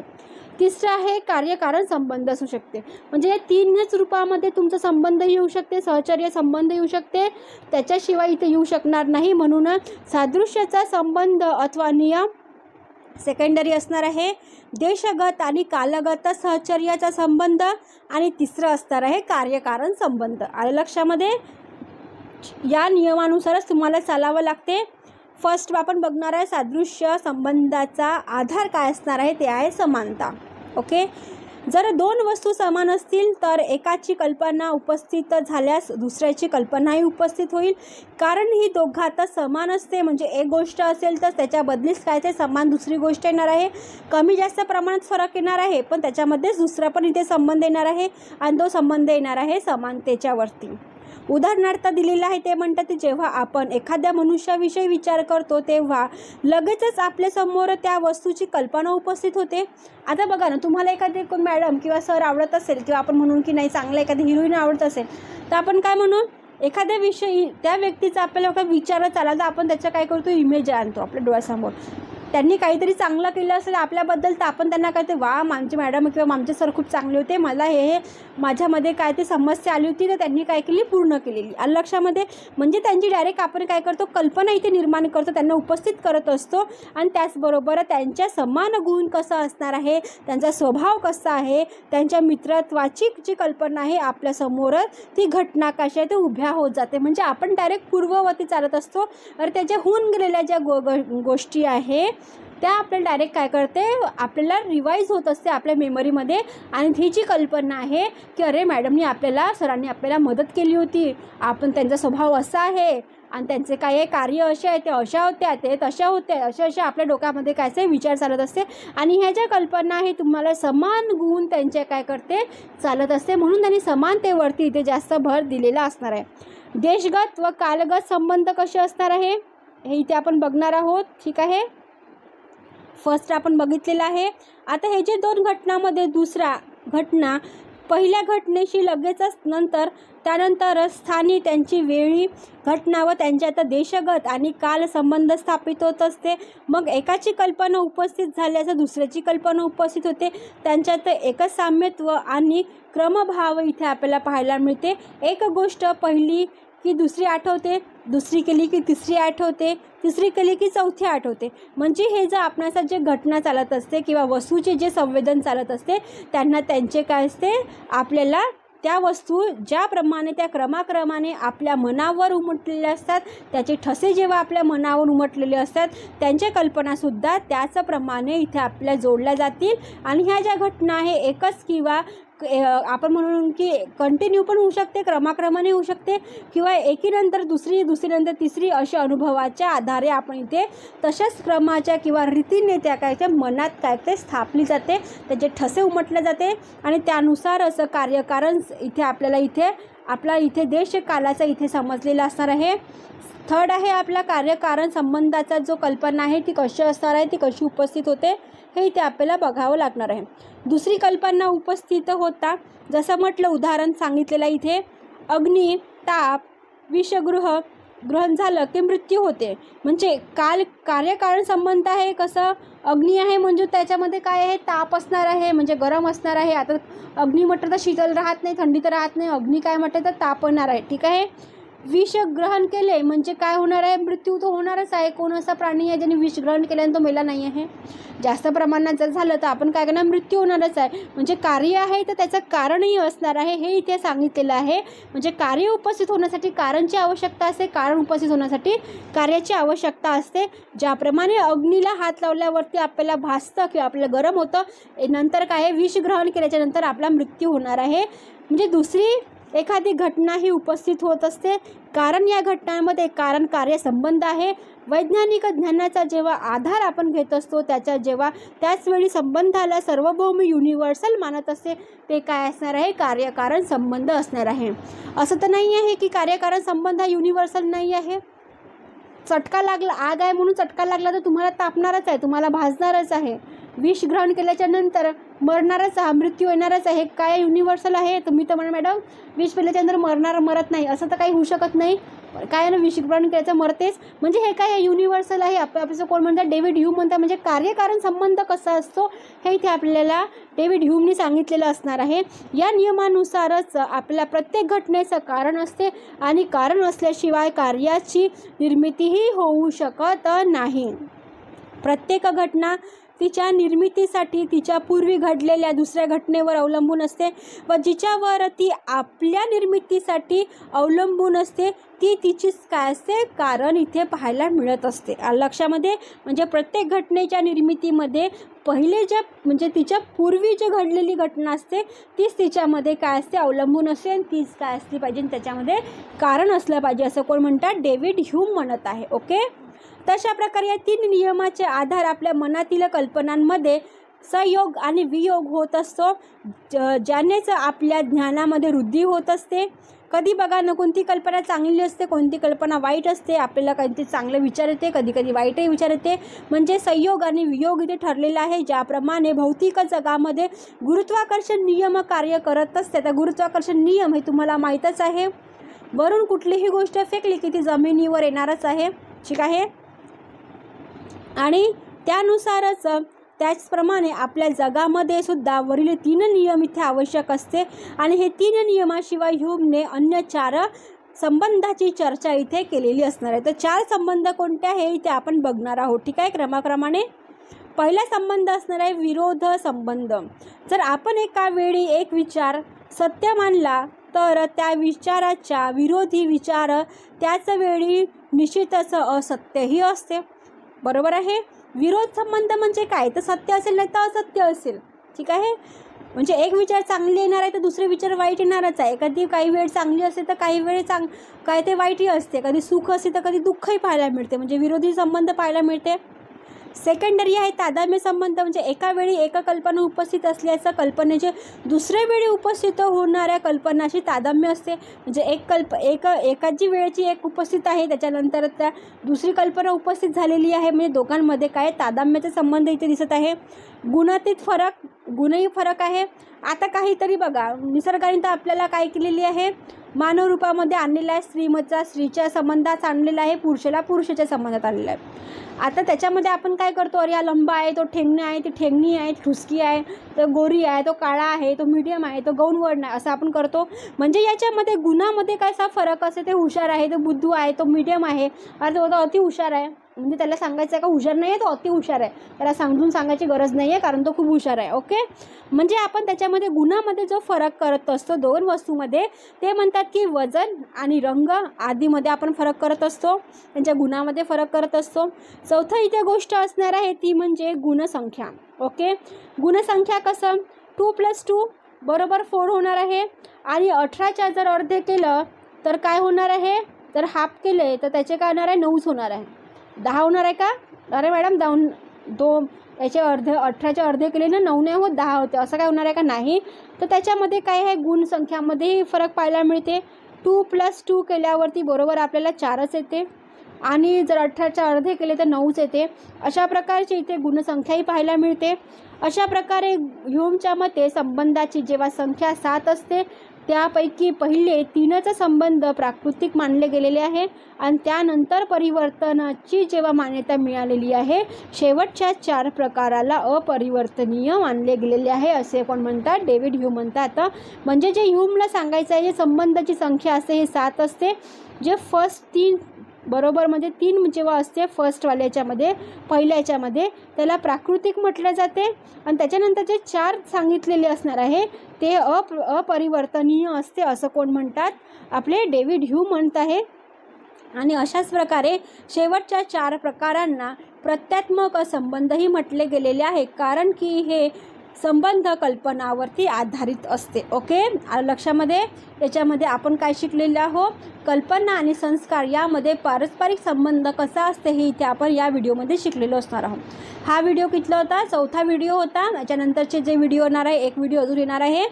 त्या व्हिडिओला लाईक करा, शेअर करा, सबस्क्राईब करायला विसरू नका. कंजूसपणा करता तुम्ही सबस्क्राईब करायला आणि लाईक करायला. ओके, चला बाय बाय. ज्ञान आणि मी आहे हर्षा पिंपळकर. या व्हिडिओ लेक्चरमध्ये आपण बघत आहोत डेव्हिड ह्यूम.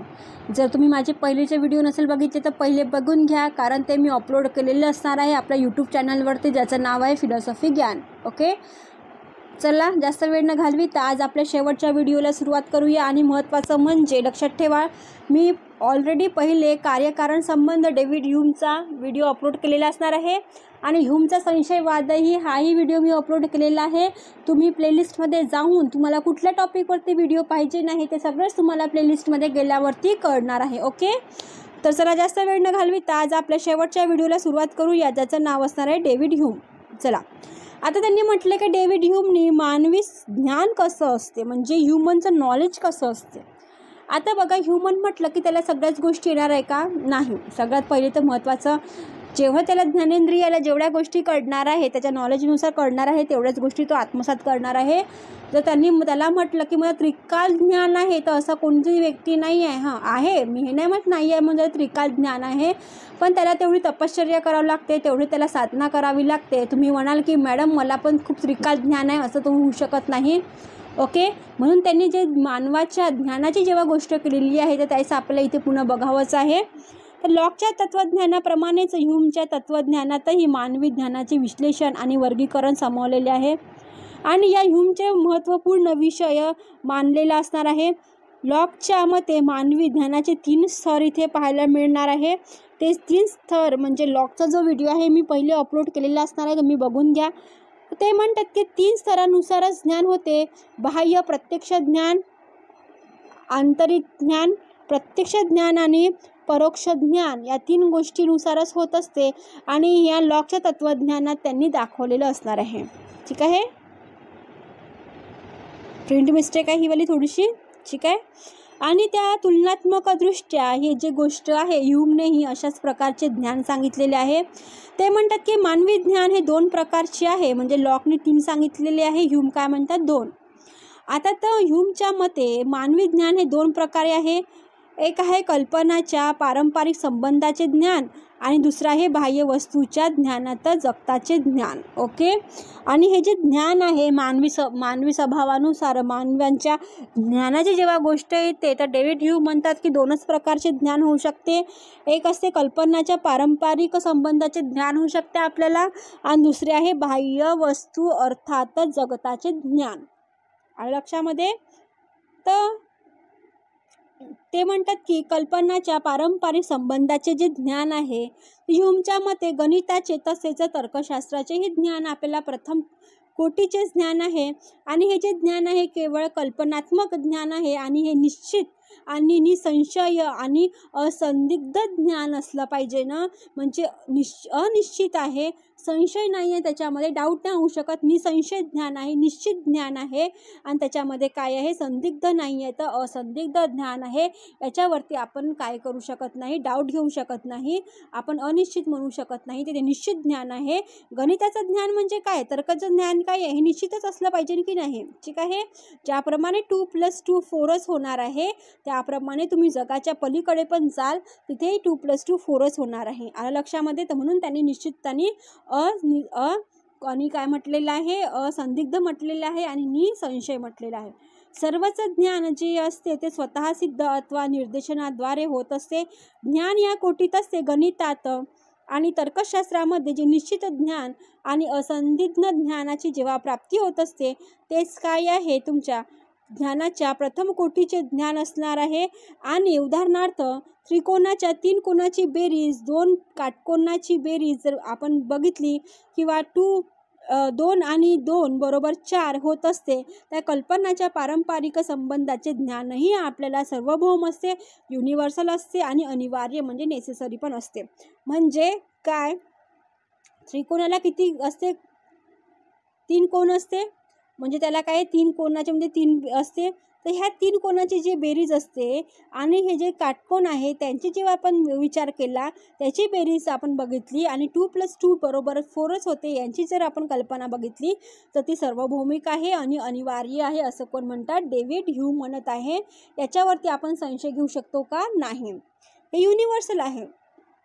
त्रिकोणाची बेरीज केली तर तेच येणार आहे, काटकोनाची बेरीज केली तेवढीच येणार आहे आणि 2 + 2 4 केली तर तेच येणार आहे. याच्यामध्ये काहीच बदल होऊ शकत नाही. आपण आहोत तरी पण राहणार, आपल्या नंतरचे जे लोक येणार आहेत तेही, आपल्या पहिलेचे लोक होते तेही त्यांना पण मान्य आहे.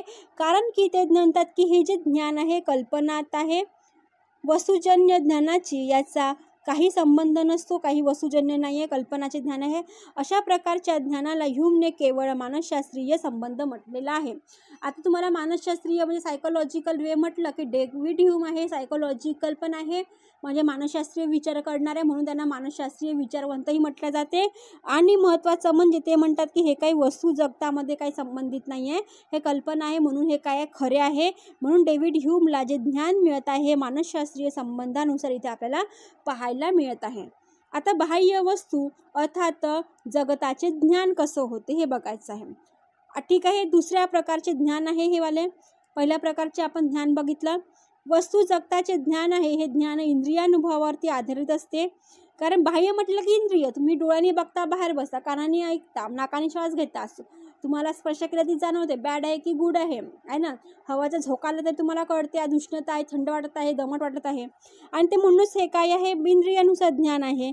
आणि निश्चित आणि असंदिग्ध असू शकते, कधी निश्चितही असते, कधी अनिश्चित किंवा आपण असंदिग्धही असू शकते. कारण आपणास इंद्रियाद्वारे जे सार्वभौम, युनिव्हर्सल आणि अनिवार्य ज्ञानाची जेव्हा प्राप्ती होत नाही, त्यांनी इंद्रियांनी आपणास केवळ विशेषाचेच ज्ञान होत असते. आणि ते विशेषाचे ज्ञान जर बघितलं, पदार्थ, वस्तू असू शकते, विशेष घटना असू शकते, या विषय घटकांच्या आधारावर आपण सामान्य नियमाची कल्पना करत असतो. परंतु त्याची जेव्हा अनिवार्यता असते, नेसेसरी असते, तर ती एक रूढ कल्पना असते, ती एक रीत असते. अनिवार्यता ही संभाव्य असते. त्याच्यानंतर म्हणतात की व्यावहारिक दृष्टीने आपण पाहिली तर कल्पनातील अनिवार्य नियमांना मान्यता असते. त्यांच्यातील अनिवार्यता ही केवळ तात्पुरत्या स्वरूपाची असली पाहिजे. म्हणजेच ही जी अनिवार्यता ही कशी असली पाहिजे ना, संभाव्य असली पाहिजे. त्यांचे स्वरूप कसे असले पाहिजे, ते संभाव्यतेच्या दृष्टिकोनातून असले पाहिजे.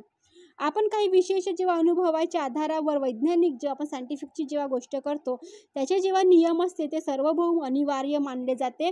कारण सायंटिफिक रिझनची गोष्ट काय आहे, ही सार्वभौम आहे, अनिवार्य आहे. परंतु जेव्हा भविष्यात काहीही जर शक्यता असेल तर त्याच्यामध्ये पण त्या अनुभवामध्ये काय असणार आहे, ते नियमामध्ये पण अनिवार्यता इथे आपल्याला किंवा संभाव्यता पाहायला मिळत असते. कारण वैज्ञानिक जे नियम आहेत थोडेसे फार काही ना काही काय म्हणून आपण परिवर्तनशील असतात, पण काही परिवर्तनशील नसतात.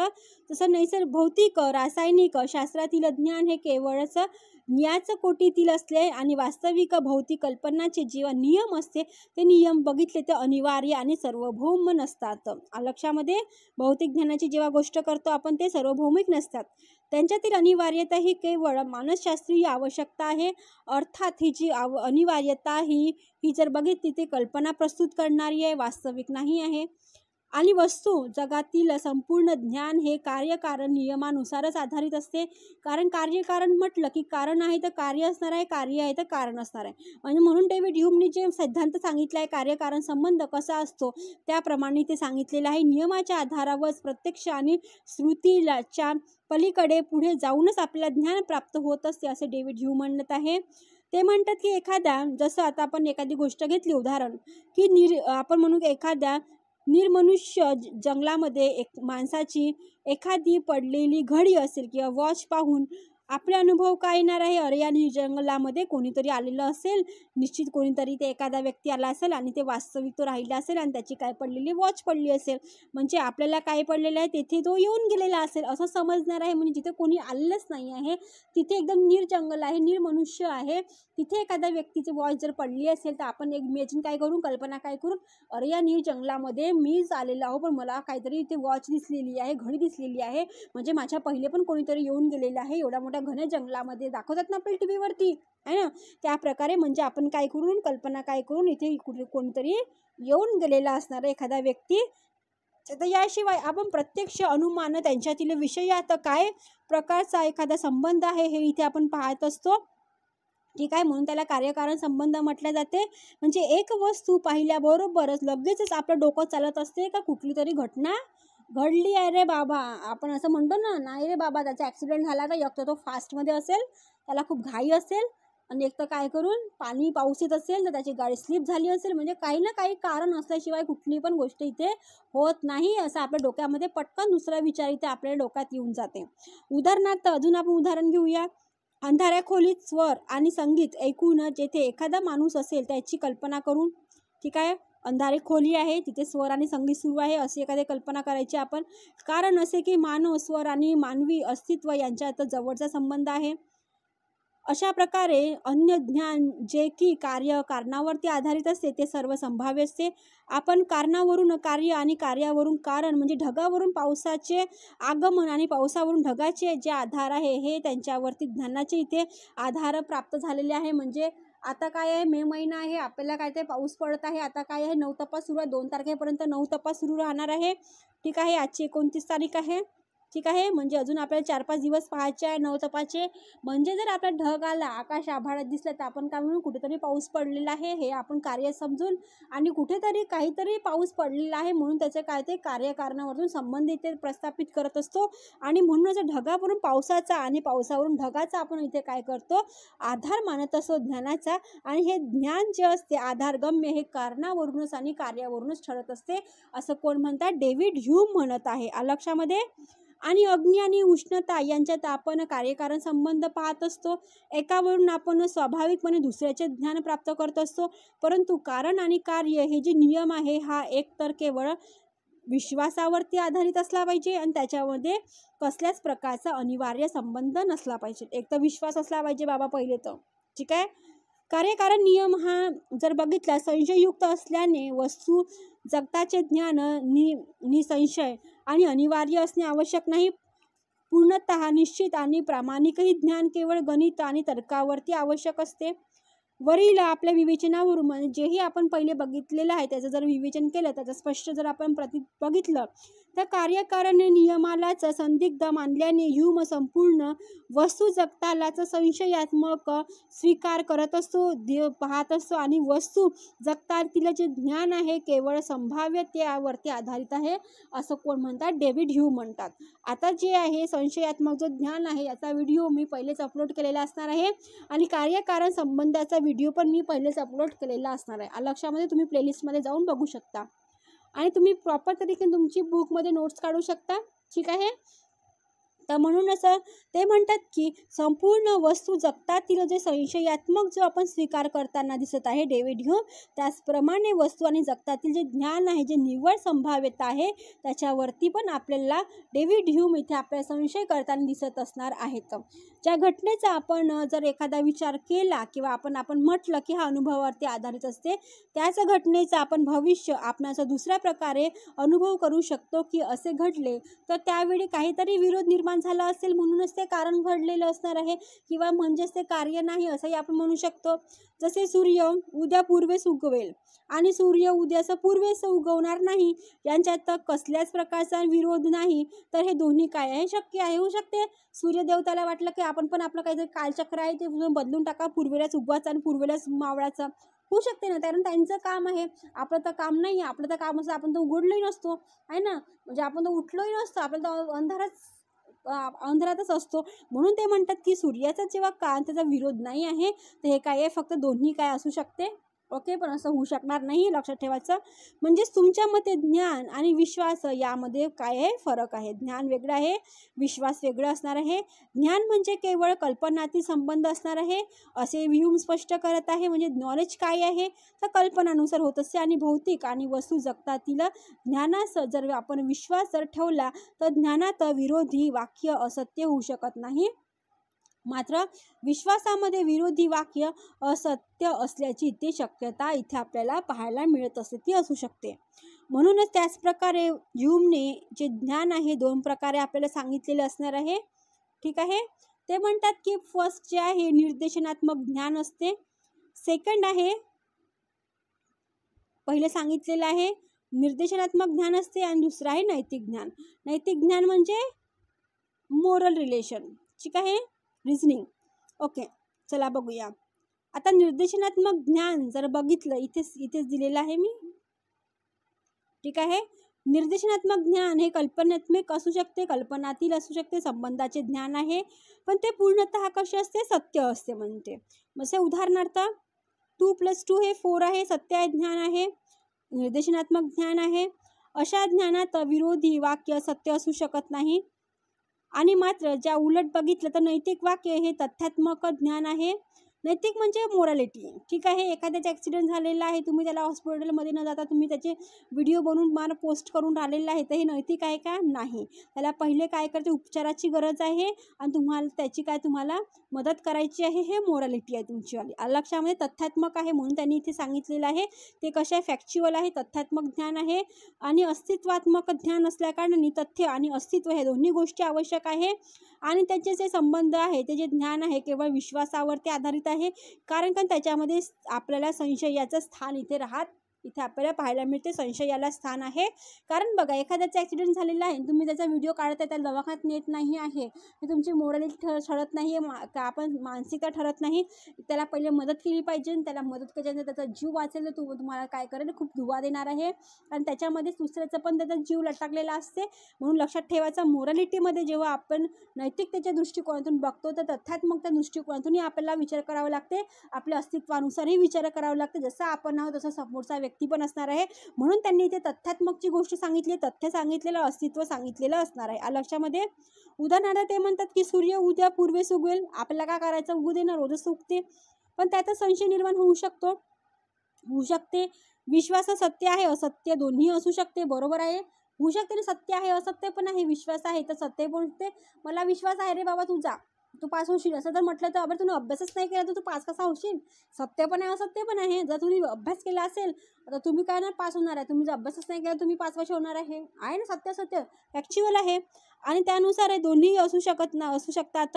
म्हणून नैतिक आणि वस्तू जगतातील ज्ञान हे संभाव्य ज्ञान आहे. वस्तू जगतातील कसलेच ज्ञान हे अनिवार्य असू शकत नाही. पारंपरिक विश्वामुळेच आपण केवळ अनिवार्यतेची कल्पना इथे करत असतो. आणि म्हणून निश्चित आणि निसंदेह हे जे आहे इथे आपल्याला हे जे ज्ञान इथे प्राप्त होत असते, याचीच कल्पनातील संबंधाचे इथे आपल्याला इथे प्राप्त पाहायला मिळत असते. म्हणून हा व्हिडिओ इथे संपलेला असणार आहे फ्रेंड्स. ओके, व्हिडिओला लाईक करा, शेअर करा, सबस्क्राईब करायला विसरू नका आणि तुम्ही तुमच्या बुकमध्ये व्यवस्थित नोट्स करायला विसरू नका. चला, बाय बाय.